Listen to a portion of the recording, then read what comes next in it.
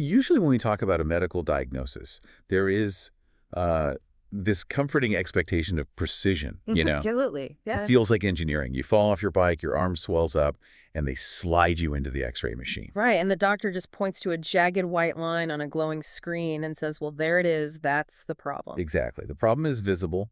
It's neatly categorized. We can put a cast on it and track the healing on a calendar. It's predictable. But when you step into the landscape of human trauma, of deeply rooted emotional survival, actually how the mind processes unimaginable extremes that X-ray machine breaks down completely. It really does. The human consciousness simply refuses to process extreme existential threats or even the overwhelming relief of survival in clean, clinical spreadsheets. Yeah. It demands poetry. It demands mythology. When the psyche is pushed to the absolute brink, it begins to speak in the language of surrealism, Right. manifesting our deepest fears and, our most profound hopes as tangible physical environments. And that is exactly the surreal, completely uncharted landscape we are navigating today. Welcome to the deep dive. Thanks. I'm excited for this one. We are looking at a piece of source material today that completely defies genre expectations. So if you appreciate narratives where the ground just gives way beneath your feet, this deep dive is definitely for you. For sure. What we are unpacking today is a breathtaking narrative that reads like a high-speed head-on collision between a gritty, modern true crime thriller, ancient biblical mythology, and like a vivid apocalyptic fever dream. It is an incredibly dense text. I mean, on the surface, the imagery might seem chaotic, almost hallucinatory. Yeah, completely unhinged at points. Right. But when we look closer, we find a meticulously constructed roadmap of the human psyche attempting to survive and really integrate profound trauma. So our mission today is to decode that roadmap. We're going to examine a text that throws tuxedo-clad kidnappers, military-grade Humvees, and cosmic rivers of gold into the exact same narrative blender. Which sounds crazy, but it works. It does. And more importantly, we're going to explore what this aggressive, bizarre clash of symbols tells us about the internal battle between visceral, systemic evil and the restorative, unstoppable power of life. Grounding ourselves in the beginning of this text is vital because it starts in a place of very fragile recovery. Yeah, set the scene for us. So we're introduced to the protagonist, a woman named Elisa. The narrative opens not with a grand cosmic battle, but with her waking up in what the text specifically calls a room of peace. A room of peace. Right. She is staring at a picture on a white wall. The picture is of a place called the Tulip Village, and as she looks at it, she feels her body slowly returning to life. Like a physical thawing out. Exactly. She literally feels the blood begin to flow warmly in her veins again. That feeling of slow, physical thawing is so universal to anyone who has survived a prolonged period of intense stress. Yeah, the adrenaline finally leaving the body. But the narrative doesn't let us rest in that room of peace for long. It immediately slams us into the memory of why she is in that room to begin with. And this memory establishes the baseline of terror for the entire story. Right. Elisa was on a mundane jogging path, the kind of completely ordinary setting where, you or I might be listening to an audio track on a Tuesday afternoon. Total normalcy. And out of nowhere, black shadows descend on her. She's ambushed and kidnapped by figures the text describes as black angels in tuxedos. That phrase, black angels in tuxedos, is just a brilliant piece of modern dread. It really is. It strips away the gothic, supernatural distance we usually associate with dark angels and replaces it with institutional, organized menace. Right, because a tuxedo implies wealth. Yes, it implies coordination, bureaucracy, and cold, calculated intent. It completely turns a spiritual threat into a corporate one. So they shove her into a black van, which, that is the ultimate, terrifyingly real-world symbol of abduction. Absolutely. The text then reveals their plan, and this is where the bizarre layering really begins. The plan was to sell her to a witch as a human sacrifice. Right. While simultaneously trafficking the man she loves, Toivo, to Vladivostok. The inclusion of Vladivostok is a fascinating anchor. Yeah, why specifically there? Well, by placing a human sacrifice to a witch right next to the geopolitical reality of human trafficking to a specific Russian port city, the author violently merges ancient supernatural dread with modern true crime terror. Wow. It refuses to let the reader dismiss the danger as a mere fairy tale. So you are strapping in for the dark underbelly of the real world. As a reader, you are bracing yourself for a gritty, geopolitical crime thriller with some dark occult undertones. You think you understand the rule. Right, you think you understand the universe this author has built. Right. But just as you get your bearings in this grim reality, the narrative violently shifts gears. Total whiplash. We transition from the memory of the black man back to the room of peace. The door opens. It is Toivo. He is alive. Yeah. He enters the room, tears of joy streaming down his face. And he says, "You are okay, my love." They share a reunion kiss. And this simple human gesture completely fractures the reality of the story. The emotional high of that kiss acts as a catalyst for a cosmic event. The X-ray machine of standard narrative logic just shatters. Breaks completely. The text describes the forest in the Tulip Village, the very place she had been gazing at in the picture, literally coming alive. Oh, man. The birds, the flowers, and the trees begin to create a beautiful humming melody. Angels appear in the sky singing, and a supernatural, overwhelming light washes over the entire village. The villagers begin a joyous, ecstatic dance, celebrating their victory over the witch who had terrorized them. And my absolute favorite detail. The river. Yes. The river flowing through the center of the village begins to sparkle, suddenly filled with bright golden nuggets shining beneath the water's surface. It is a vision of an absolute, uncorrupted Eden. It is. But, Yeah. I mean, I have to push back on the author's choices here.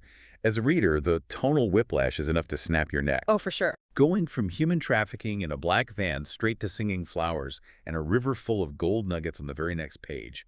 It feels like two completely different writers fighting over the keyboard. Why pivot so fast? That's a fair question. Like, why not a slow, realistic depiction of trauma recovery? Well, the jarring nature of that transition is precisely the mechanism the author uses to communicate the internal reality of the characters. Okay, how so? Think about the nature of the dark elements we just discussed. The black van, the tuxedos, Vladivostok, they represent trauma that is mechanical, cold, and indifferent. Right. When a human being escapes a threat, that absolute, simple, quiet afternoon doesn't accurately represent the internal emotional explosion of relief. Oh, I see. The contrast makes the relief palpable. Yeah. Like stepping out of a freezing, brutal blizzard directly into a cedar sauna. Exactly. The heat only feels that miraculous because of the frostbite you just escaped. Furthermore, the modern elements, the van and the tuxedos, anchor the fantasy that follows. If the entire story took place in a magical forest, the threat of the witch wouldn't feel visceral to us. It would lack teeth. Exactly. But because the threat involves human trafficking, a reality we recognize from the evening news, the terror becomes immediate. So the salvation has to match the scale of the threat. Consequently, the resulting salvation cannot just be a return to normal life. To counteract a threat that dark and aggressively real, the salvation has to be overwhelmingly miraculous. That makes profound sense. The singing angels and the golden river are the proportional psychological response to the black van. Yes. It asks you, the listener, to consider how contrasts shape your own life. We only deeply comprehend the profound sanctuary of a true safe space when we understand the severity of the elements outside it. We need the dark to see the light. The light is blinding, precisely because we are just suffocating in pitch black. But what makes this text elevate from a simple fairy tale into a complex psychological map is what happens next. Right, the narrative doesn't just let them off the hook. No, it doesn't just let Elisa and Toivo dance in the Golden River and roll the end credits. It understands that trauma leaves a blueprint. Recovery is rarely a linear ascension into permanent joy. Even in the ultimate safe space, the architecture of what you survived remains in the background. Yeah. The text illustrates this by abruptly pulling us into what is undeniably its most chilling sequence. Right in the middle of this beautiful, joyous festival, without any warning, the spirit carries Elisa and Toivo high into the air. Just yanks them out. Exactly. They are yanked out of their paradise and forced to look down upon a different kind of forest. The text describes trees that are as gloomy as death itself, and they are oozing a thick black sap. So visceral. And the focal point of this nightmare, sitting dead center in this dying forest, is a massive black cube temple. The anatomy of this vision demands careful attention. This isn't just a spooky haunted house. The black sap from those gloomy trees is flowing directly into the black cube, acting as veins. It is feeding the structure. Yeah. And inside this black cube, there are human bones and skulls piled up.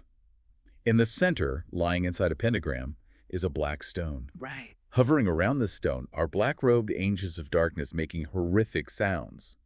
And the stone itself is glowing with a deuce light, actively communicating with these dark angels. What the author is doing here is profound. They are visualizing systemic evil not as an abstract concept, but as an infrastructure. That is exactly what struck me, the bureaucracy of it. It isn't just a monster hiding in the woods, it is a machine, A very organized machine. a corporate machine of darkness. Yeah. Echoing the tuxedos from the ambush, it uses the black sap as a lifeblood to feed a structure built literally out of the remnants of death, the bones. Yeah. The communicating stone shows us that this evil is an active, networked intelligence. And that networked intelligence is a perfect metaphor for how neurological trauma actually functions in the human brain. Oh, wow. Think about the neuroscience of extreme anxiety or PTSD. It isn't just a fleeting bad memory. Trauma physically alters the brain, building entrenched neural pathways. It creates a literal infrastructure in your head. Exactly. It creates an infrastructure. The black sap represents the stress hormones, the cortisol and adrenaline, feeding those entrenched pathways. Man. The black cube is the physical structure of fear built in the mind, constantly communicating, constantly buzzing with that dark, anxious energy. But I have to ask about the timing. Oh, Elisa and Toivo are at their victory party. Mm. They just escaped the black van. Why does the narrative force them to look at the black cube now? It seems like bad timing. It feels almost cruel to the characters. Why ruin the festival? It feels cruel, but it is necessary for true integration. The vision serves as a stark reminder that surviving one battle or escaping one specific black van does not mean the overarching infrastructure of evil. Or the neural pathways. Right, where the deeply entrenched neural pathways of trauma have been instantly dismantled. The system is still out there, humming and feeding on decay. The text is demanding that they look at the reality of the world. And the way they react to seeing this reality is the crux of the entire sequence. Toivo jolts awake from the vision, visibly disturbed and sweating. Which is a totally normal reaction. He's reacting the way any of us would. But Lazisa's reaction is staggering. She looks at Toivo, she smiles gently, and she simply invites him to go back to the dance at the village festival. She integrates the knowledge of the black cube without letting it paralyze her. It is the ultimate display of psychological fortitude. Yeah. She is essentially saying, I know the black cube exists. I know the machine is humming. Now let's dance. Yeah. It reminds me of acceptance and commitment therapy. You don't try to magically erase the anxiety or pretend the trauma didn't happen. Because you can't. Right. You acknowledge the structure is there, but you actively choose to engage with the present moment and your own values anyway. Exactly. Refusing to let the awareness of the black cube ruin the Tula village is an act of profound rebellion against the infrastructure of fear. Consider how you visualize systemic issues or lingering anxieties in your own life. Whether it is the overwhelming terror of the global news cycle or deep-rooted personal fears about failure or loss. They loom so large. They often feel exactly like that black cube, a deep-rooted structure fed by negativity, an active network of worry taking up real estate in your mind. Yeah. The challenge the text poses is, how do we acknowledge those structures exist without surrendering our current joy to them? To maintain that kind of joyous rebellion against a deeply rooted, ancient, networked evil requires more than just willpower. It requires an upgrade in their spiritual and psychological armor. Which brings us to the next movement of the text. Right, where the characters embark on an incredibly bizarre journey to acquire that armor. And this journey violently blends the ancient and the modern once again. They're at the festival, and a character simply named Angel Face appears. Just Angel Face. Yeah, Angel Face. And he says, "Come, I will take you to the holy tree. You need one more thing to fully recover." Okay, so a quest to a holy tree. Right, so they need to travel to an ancient holy tree. You would expect them to walk barefoot through a mystical mist, right? Like Lord of the Rings. Exactly. Instead, a character named John pulls up to the festival in a white Humvee. Humvee. The jarring injection of modern military hardware into a mystical quest. It is wild. They pile into this white Humvee and drive off-road through the forest until they reach a clearing filled with delicate white wood anemones. The visuals are so striking. In the center of this clearing is a crystal-clear spring pond, and rising from the water is a majestic tree reaching toward the heavens, the biblical tree of life. Right. But the guardian of this ancient tree isn't an archangel. It is a Native American man named Charlie. Charlie calls out to them, and to cross the fish-filled spring to the tree, he rows them over in a white kayak. We should note the accumulation of white objects here. Yeah, the Humvee, the anemones, the kayak. It is a deliberate purification of the imagery as they move away from the black cube and approach the center of life. So they arrive at the tree, and hanging from its branches are these vibrant orange-red fruits. And in a touch of almost like comical practicality, there is a literal wooden sign next to the fruit. A sign. A sign that reads, "You must eat so that eternal life may be carried in your heart." It's very direct. Toivo eats this heavenly and harmonious fruit, and it triggers a vision that acts as the polar opposite to the nightmare of the black cube. Right, a fire angel grabs him and lifts him at the speed of lightning into the heavenly realms. He is shown a sprawling green stone forest, and standing in the center of it is his father, Harry. And Harry is completely restored, he is full of life, and he is dressed in a glowing emerald green suit. The emerald green suit. After Toivo witnesses this restoration, the sequence wraps up with a bizarre formal ceremony back in the spring. Angel Face, John the Humvee driver, and Charlie the kayak guardian are all sworn in as Knights of the Tree of Life. Wow. They draw these pearl-handled swords that literally spark with light, all while a smiling Messiah figure appears in the water to oversee the knighting. The color shift from the gloomy black sap through the purifying white of the vehicles and flowers, arriving at the vibrant emerald green of the father's suit, is a beautifully constructed visual arc of returning vitality.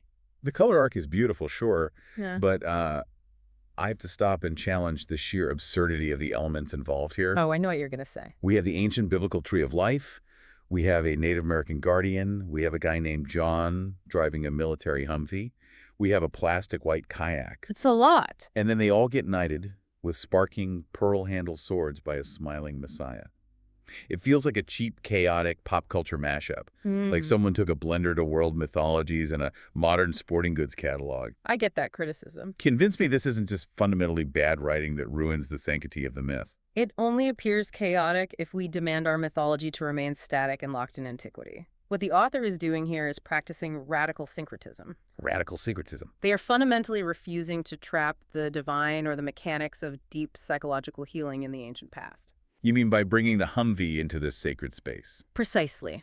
If the Tree of Life is only accessible via ancient prophets and sandals, it subconsciously tells the modern reader that this level of healing belongs to a different era. Like it's not available to us now. Right. It distances the power. By incorporating a Humvee right alongside pearl-handled swords and a Native American guardian, the text insists that spiritual realities and the fight for healing are active in the contemporary world. The Humvee isn't a mistake. It is a statement about modern, active spiritual warfare. It says the divine utilizes whatever modern tools are necessary to navigate the terrain of contemporary trauma. That reframes the entire sequence for me. It's less of a chaotic mashup and more of an honest reflection of how we actually build our psychological armor. Exactly. None of us live in a pure, single mythology world. When we face our own deeply rooted traumas, we pull from a wild mix of sources to survive. Whatever works. We might use a concept from modern cognitive therapy, combined with a piece of wisdom from our grandparents, anchored by a metaphor we heard in a pop culture movie. We use whatever psychological Humvees and kayaks get us across the dark water. We cobble together our own unique knighthood to protect our mental sanctuaries, and that knighthood is framed around an active duty. Right. They aren't just given the fruit so they can relax, they are given sparking swords. They are armed to protect innocence. And they're going to need every ounce of that militant grace. Yeah. Because the source material is about to introduce the orchestrator behind the Black Cube, the architect of the terror. Here we go. And this villain, Nimrod, is crafted with a visceral grotesqueness that absolutely defies description. The introduction of Nimrod is a masterclass in evoking physical revulsion to communicate spiritual decay. The text cuts to him, and he is deeply, deeply unsettling. He's a red face. Yeah. But the text clarifies he isn't just flushed with anger. His face is literally blood red because he is in the middle of eating an innocent deer alive. It's so dark. He wears a crown constructed entirely out of human finger bones. His clothing is crafted from the scales of fish and lizards. He sits on a throne made of bone and human skin. Every single element surrounding him, everything he wears or consumes, is extracted from another living creature. And he has pitch black eyes. But what fascinated me the most is what he is actually doing in his rotting black tower. He isn't plotting a brilliant military strategy. No, he's not. He is sitting there using a round, dark glass connected to a network of possessed ravens to spy on the Whitehearts. He's just watching Elisa, Toivo, and the villagers in the Tulip Village. Like a voyeur. And when he sees their glowing temple and their joy, he doesn't launch an attack. He just screams in agonizing pain. He spits acid onto the floor of his own tower. Spitting acid on his own floor. He commands his hovering black-hooded creatures in a frenzy, and he just howls like a wolf from the top of his rotting fortress. The contrast between Nimrod and the Tree of Life is the thematic core of the entire text. Look at the Tree of Life. It freely offers its orange-red fruit. Yeah, there's literally a sign offering it. The sign literally begs the traveler to eat and take eternal life. It is entirely generative. It produces life from within itself. Nimrod, on the other hand, is the ultimate embodiment of consumption and extraction. He's just a parasite. He creates nothing. His crown is stolen bones, his throne is stolen skin, his food is stolen life. He is a black hole. And what strikes me about his evil is how fundamentally unoriginal and pathetic it is. The spitting of the acid onto his own floor is such a raw depiction of self-destruction. It is. He is furious that other people are capable of joy, and that fury is physically eroding his own environment. His agonizing screams and his voyeuristic spying through the dark glass show us that evil, in the worldview of this narrative, is inherently miserable. It is entirely reactive. Right. He cannot generate his own light, so he is reduced to howling at the light of others from isolation. If we pull Nimrod out of this apocalyptic fantasy and drop him into everyday human psychology, it is the most perfect metaphor for toxic envy and narcissism I have ever seen. Oh, absolutely. Think about people who are entirely consumed by jealousy or hatred. They don't build their own joy. They sit in their metaphorical towers, scrolling through dark glass screens, spying on the happiness of others. Just doom scrolling and fuming. And that envy eats them from the inside out, exactly like acid spitting onto the floor. They become the king of a bone throne, but they are utterly, miserably alone. They trap themselves in a rotting tower of their own making. So we have Nimrod howling his wolf-like howl, seething with his pathetic reactive hatred. The tension is stretched to its absolute limit. Nimrod's howling reaches a crescendo, setting up the grand finale. It's building to a breaking point. But the narrative is about to unleash an apocalyptic response that turns standard fantasy warfare completely on its head. The heavens finally break into the corrupted space, but the resolution is wildly unexpected. Picture the sky over this rotting, acid-stained tower. Suddenly, the clouds tear open with a blinding flash of lightning. Riding above the storm on a white horse is Jesus, wearing a robe dipped in blood. Classic imagery. This is classic, grandiose Book of Revelation imagery. As a reader, you are bracing for the ultimate divine smiting. You expect the rider on the white horse to draw a flaming sword, dive down, and personally obliterate Nimrod. That's what you want to see. But instead, the rider pauses. He looks down and he delegates. He defers the victory. He looks down and says, "Come, Harry, this is your specialty." Harry. Harry, the father Toivo, saw restored in the emerald green suit during his vision at the Tree of Life. And what happens next is the most glorious, unhinged climax imaginable. It really is. A massive golden river of life bursts directly from heaven. It crashes into Nimrod's tower and immediately begins to melt the stone. And riding the rushing current of this cosmic golden river surfing on a white log is Toivo's father, Harry. And he brings an incredibly specific tool to this battle. He is holding a golden sickle. While surfing a white log down a heavenly river, Harry hurls the golden sickle with massive force. Just chucks it. It spins through the air and slices the Lord of Darkness cleanly in half. It is instantaneous. Nimrod, his melting castle, and a specific group of minions the text calls the hairy pulsating demons of fear are all swept up by the golden river. A total wash. A deep chasm opens in the earth, swallowing them forever as the creatures scream. A heavenly song echoes across the sky declaring, "Evil is swallowed for eternity, now the saints shall rule." It is a breathtaking, overwhelming avalanche of life-extinguishing death. But again, I have to challenge the mechanics of this victory. Of all the ways the author could have ended this epic battle, the Supreme Being tags in a guy named Harry to surf a log down a river and chuck a farming tool at the devil. Yeah, it's definitely a choice. It borders on the absurd. Why this bizarre lumberjack-style takedown instead of just striking Nimrod with lightning? The absurdity masks a deep thematic resonance. The author is making a profound statement about the nature of redemption.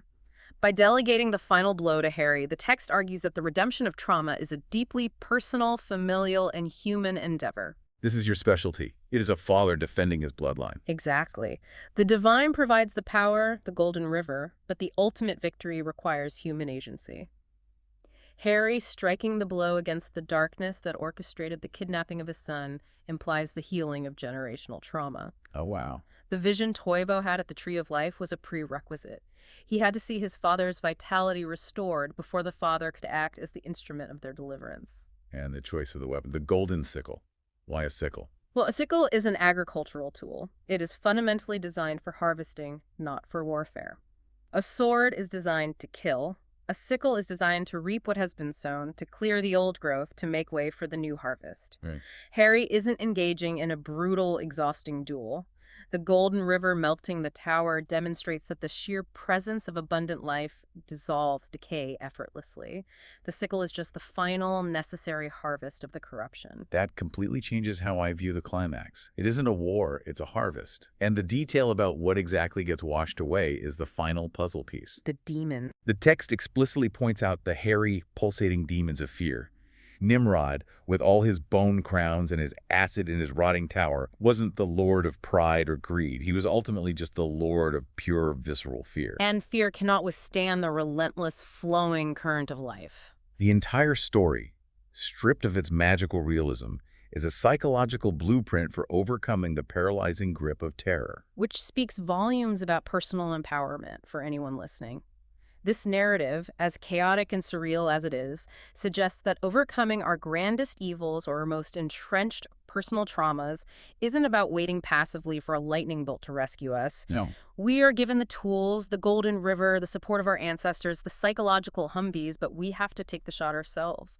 Our healing requires an active, militant grace. We have to hurl the sickle. We must become active participants in our own deliverance. What a staggering, exhausting, and beautiful journey this text has taken us on to arrive at that point. It's been a ride. We started in the terrifying, grounded reality of a mundane jogging path, ambushed by black angels in tuxedos, facing the cold reality of a black van in Vladivostok. We were thrown into the tonal whiplash of the Tulip Village, where the relief of survival made the forests sing and the rivers fill with golden nuggets. We confronted the neuroscience of trauma made physical, the chilling, networked infrastructure of the Black Cube, fed by the oozing black sap of our own anxieties. We took a literal military Humvee ride with a Native American guardian in a kayak to eat fruit from the ancient tree of life, proving that we must pull from every corner of our modern and ancient world to build our psychological armor. We witnessed the pathetic, self-destructive nature of toxic envy as Nimrod spit acid onto the floor of his isolated, rotting tower. And we ended with a log-surfing father, wielding the tools of harvest, slicing through the ultimate embodiment of fear and a rushing golden river. It's a story that utilizes every color in the palette and every genre available to map out the brutal geography of human trauma and the aggressive, vibrant nature of healing. It leaves us with the profound realization that while the architecture of trauma might be dark, highly organized, and deeply entrenched, the infrastructure of life is older, stronger, and infinitely more creative. Which brings us to the final thread I want you to pull on as we conclude this deep dive. Think back to our discussion about the climax. The text strips away all of Nimrod's terrifying facade and identifies his minions simply as the demons of fear. Fear was the root of the entire corruption. Everything else was just dressing. Right.